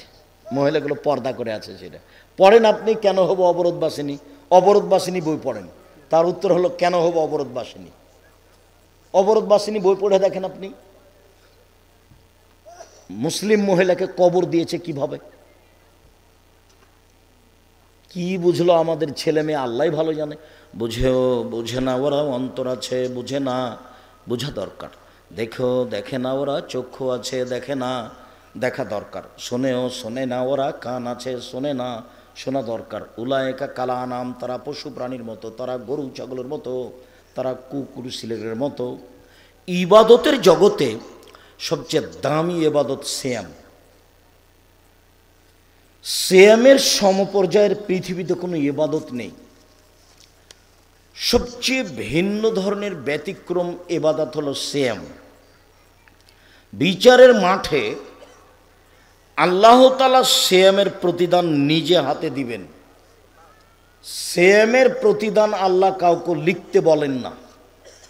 আমরা জানি হজ একটা বড় ইবাদত, যদি কবুল হয় তাহলে সে হয়ে যায় সেদিনের মতো যেদিন তার মাতাকে জন্ম দিয়েছে, নিষ্পাপ হয়ে যায়। তারপরেও হজ করলে আল্লাহ বলবেন ফেরেশতাকে, এই শোনো, হজের নেকিটা লিখে দাও। ইবাদতের জগতে আল্লাহর ভয়ে এক ফোঁটা চোখের পানি আল্লাহর কাছে এত প্রিয় যে পৃথিবীর কোনো ইবাদত আল্লাহর কাছে তত প্রিয় নয়, এক ফোঁটা চোখের পানি। এভাবে বলছেন আল্লাহ নবী, গাভীর বান থেকে হাত দিয়ে চাপ দিয়ে দুধ বের করে ভিতরে ঢোকানো যায় না, যেমন এইটা যেমন অসম্ভব, আল্লাহর ভয়ে কাঁদে যে তার জাহান্নামে যাওয়া তেমনি অসম্ভব। গাভীর ওলান থেকে চাপ দিয়ে দুধ বের করে ভিতরে ঢোকানো যেমন অসম্ভব, আল্লাহর ভয়ে কাঁদে তার জাহান্নামে যাওয়া তেমনি অসম্ভব। এরপরেও এই নিকেটে আল্লাহ নিজে হাতে দিবেন না। কাকে লিখতে বলবেন? ফেরেশতাকে লিখতে বলবেন। সেম এমন একটা ইবাদত আল্লাহ বলছেন সেম আমার ব্যাপার, প্রতিদান আমি দিব। সেম আমার ব্যাপার, প্রতিদান আমি দিব। কি দিবেন? সিয়াম পালন করে 2, 4, 5, 10 নেকি পাওয়া যায় না।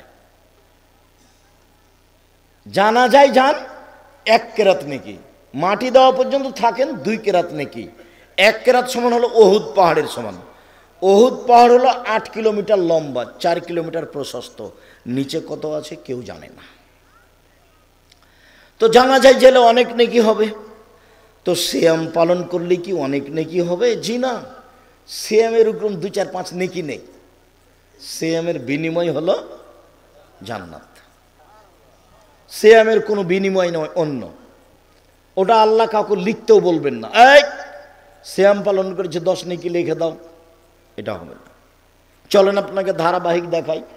এক খেলে আমার দিকে চেয়ে থাকবেন, সময় বেশি লাগবে না। এই ছেলে বসো, দয়া করে কোনো প্রয়োজন আমাকে দেখাবেন না। আমি আপনার জন্য এসেছি, কষ্ট করে এসেছি। যারা সামনে আছেন জায়গা আছে, বসে থেকে দেখেন। যদি জায়গা না পান দাঁড়িয়ে থেকেও আপনি দেখবেন, তবে আপনি বিরক্ত হবেন না। এক খেয়ালে চেয়ে থাকবেন, আমি আপনার জন্য এসেছি। দিনী বোনেরা আমার, ভদ্রতা বজায় রেখে এক খেয়ালে চেয়ে থাকেন। আমি আপনার কিছু না কিছু উপকার করবই করব ইনশাআল্লাহ। আজকের আলোচনা ইবাদতের জগতে সবচেয়ে দামি ইবাদত সিয়াম। চলেন, আল্লাহ নবী বললেন, কেউ যদি একদিন সিয়াম থাকে তাহলে তাকে জাহান্নাম থেকে 70 বছরের পর দূরে সরিয়ে দেওয়া হবে। আবার আল্লাহ নবী বললেন, কেউ যদি একদিন সিয়াম থাকে তার থেকে জাহান্নামকে 100 বছরের পর দূরে সরিয়ে দেবেন। আল্লাহ নবী আবার বললেন, কেউ যদি আল্লাহকে সন্তুষ্ট করার জন্য একদিন সিয়াম থাকে তাহলে তার আর জাহান্নামের মাঝে হবে 500 বছরের ব্যবধান। তার মানে লোকটা জাহান্নাম থেকে সরে গেল 500 বছরের পথ। 1 70 বছর, 2 100 বছর, 3 500 বছর। বিষয়টা হলো জাহান্নাম সরে যাওয়া। তো ফলাফলে নেকি হলো না জান্নাত হলো? জান্নাত হলো। ফলাফলে ও জাহান্নাম থেকে সরে গেল। তো একদিন সিয়াম থেকে ও নেকি পেল না জাহান্নাম থেকে সরে গেল? জাহান্নাম থেকে সরে গেল। 2, 4, 500 নেকি হয়নি। আবার চলেন দেখি। আবু হুরায়রা রাদিয়াল্লাহু তাআলা আনহু বলেন, রাসূল সাল্লাল্লাহু আলাইহি ওয়াসাল্লাম বলেছেন, সিয়ামুজ জান্নাহ, সিয়াম হলো ঢাল, বাঁচার জন্য, বিপদ থেকে বাঁচার জন্য ঢাল। ও হিসরুন হাসিনুন মিনান নারে, সিয়াম হলো জাহান্নাম থেকে বাঁচার জন্য দুর্গ। সিয়াম হলো জাহান্নাম থেকে বাঁচার জন্য আশ্রয়স্থল, দুর্গ, নিরাপদ স্থান। তো শ্যাম জাহান্নাম থেকে বাঁচার জন্য কি হলো? দুর্গ হলো, আশ্রয়স্থল হলো, বাঁচার স্থান হলো। তো নেকি হলো না জাহান্নাম থেকে বাঁচার পথ হলো? জাহান্নাম থেকে বাঁচার পথ হলো, নেকি নয়। চলেন, ইবাদতের জগতে শ্যাম ভিন্ন ধরনের ইবাদত। আল্লাহ নবী বলছেন যে যখন মানুষ জান্নাতে যাবে তখন 8টা দরজা থাকবে। জান্নাতে একটা দরজা 8টা, জান্নাতে একটা দরজা 8টা, জাহান্নামে একটা দরজা 7টা। তো ঢোকার সময় তো সব দরজায় ফেরেশতা থাকবেন।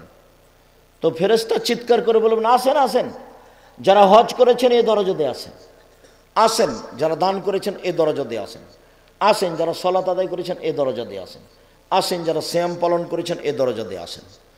আল্লাহ নবী বলছেন সিয়াম পালনকারীর শেষ ব্যক্তি যখন ঢোকে যাবে তখন এই দরজাটা বন্ধ করা হবে।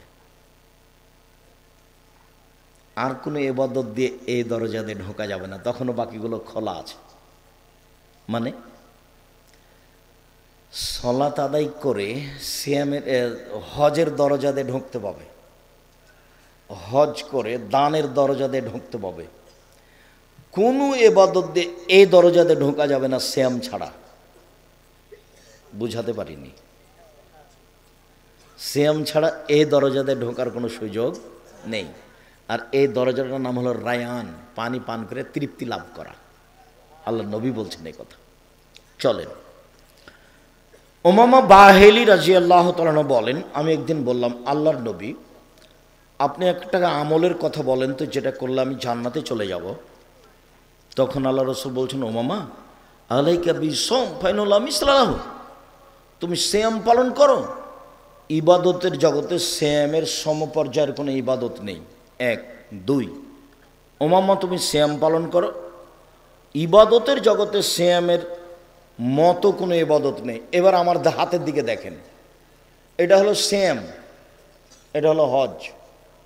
কেউ যদি বলে হজ সিয়ামের সমপর্যায়ের ইবাদত, ভুল হবে। এটা হলো সালাত, ভিন্ন ধরনের ইবাদত। সালাত সিয়ামের মতো, তাহলে ভুল হবে। আল্লাহ নবী বলেছেন সিয়ামের মতো কোনো ইবাদত পৃথিবীতে নেই, সিয়ামের সমপর্যায়ের ইবাদত পৃথিবীতে নেই। এটার নাম হলো সিয়াম। চলেন, রাসূল সাল্লাল্লাহু আলাইহি সাল্লাম বলেন যে সিয়াম এবং কোরআন বিচারের মাঠে আপনার পক্ষে কথা বলবে। 4টা জিনিস আপনার পক্ষে কথা বলবে, খেয়াল করবেন।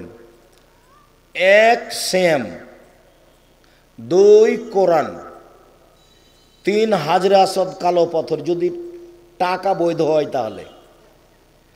এখনো মানুষ বলে আমার চাকরি করা টাকা দিয়ে আমি হজ করতে যাব না, আমার বাপের কিছু জমি ভাগে পেয়েছি সেটা বিক্রি করে যাব।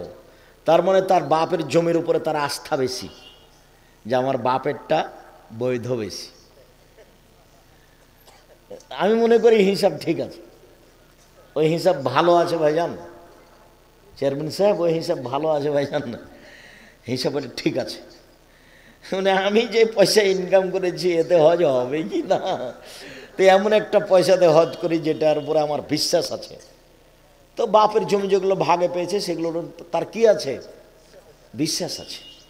তার বাপ তার দাদা থেকে পৈতৃক সূত্রে পেয়েছে, তার একটা আস্থা আছে, এবং এই হিসাবটা ঠিক আছে। যদি হজ কবুল হয় তাহলে কালো পাথর বিচার মাঠে আপনার পক্ষে কথা বলবে। 4 আঙ্গুল, যে আঙ্গুলে তাসবি গণনা করছে, ভুলেও কোনোদিন ভাইজান তাসবি দিয়ে তাসবি গণনা করবেন না, তাসবি দানা দিয়ে, 1000 দানা হোক আর যায় দানা হোক। বরং তাসবি দানায় তাসবি গণনা করলে আর একটা বিপদ আছে, দেখবেন যারা তাসবি দানা গণনা করে দেখবেন মাঝে মধ্যে খালি তাসবিটা এরকম করে উঠায়। তার মানে এটা যে লোক দেখানো হয়ে গেল যে। আর হাতে নিলেই মনটা চাইবে দেখানো, হাতে নিলেই এটা গতি স্বাভাবিক। তার মানে ও জাহান্নামে চলেই গেছে, তো ঢোকেনি কেন, মরেনি এই জন্য। এইটার কি প্রমাণ আব্দুর রাজ্জাক সাহেব? যেভাবে আপনি বললেন জাহান্নামে চলেই গেছে, আমি তো একটু কম করে বললাম, আল্লাহ নবী তার চেয়ে বেশি করে বলেছেন। কিভাবে? আল্লাহ নবী বলেছেন যে মৌলানা সাহেবকে দিয়ে জাহান্নাম উদ্বোধন করা হবে। শহীদকে দিয়ে জাহান্নাম উদ্বোধন করা হবে, দানশীলকে দিয়ে জাহান্নাম উদ্বোধন করা হবে। আল্লাহ রসুল বলেছেন মওলানাই সবচেয়ে দামি মানুষ, বলেছেন যে ওরা হচ্ছে নবীদের উত্তরাধিকারী। আলেমেরা কে? নবীদের উত্তরাধিকারী, তাহলে এরা তো অনেক উপরের মানুষ। তা আবার যে বলছেন যে জাহান্নাম উদ্বোধন হবে হুজুর দিয়ে, কঠিন হয়ে গেল না? এই যে কথা এখন বলছে এটা বুখারী মুসলিমের হাদিস। তার মানে আলেমের কাজ যখন হবে, ইবাদত যখন হবে, কথা যখন হবে, বক্তব্য যখন হবে, লোক দেখানো, মানুষ জমা করা, বাস খাওয়ার দাপট, আর ওই কি ওটার কি ভাজান যে আগে বলে দেয় এই খাওয়ার লাগবে, এই খাওয়ার লাগবে, অগ্রিম এত টাকা লাগবে, বিদায় এত টাকা লাগবে, যখন লোক দেখানো হয়ে যাবে তখন উদ্বোধন হবে জাহান্নাম হুজুর দিয়ে। 2, টাকা দিয়েছে, দিয়ে বলছে যে আমি 5,000, একটু বলে দাও না, বলে দাও যে চেয়ারম্যান সাহেব 5,000 টাকা, এই ছেলে বলো না, বলো। এখন এর বিনিময় কি? জাহান্নাম। একে দিয়ে উদ্বোধন হবে। হাদিস বুখারী মুসলিম। শহীদ, আরে যেগুলোকে ছেলেরা শহীদ বলছে এটা নয়, যাদেরকে সাহাবী মনে করছেন শহীদ, তখন আল্লাহ নবী বলছেন তো জিহাদ করেছে দেখানোর জন্য, ওটা গেছে, ওকে তো জাহান্নাম উদ্বোধন হবে। তাহলে লোক দেখানো বিষয়টি কত কঠিন। যারা এসব বড় বড় কাজ করছে তারা খুব রিস্কের উপরে আছে। কঠিন, বুঝতে পারেননি কথা? তা এখন এভাবে আল্লাহ নবী বললেন, তা আমারটা তো ঘাটতি আছে, এটাই তো কঠিন। আমি বললাম যে জাহান্নামে চলেই গেছে, তো ঢুকেনি কেন? মরেনি এই জন্য। আর আল্লাহ রসুল বলছেন যে ওদের উদ্বোধন হবে। সম্মানিত দিনী ভাই বোন,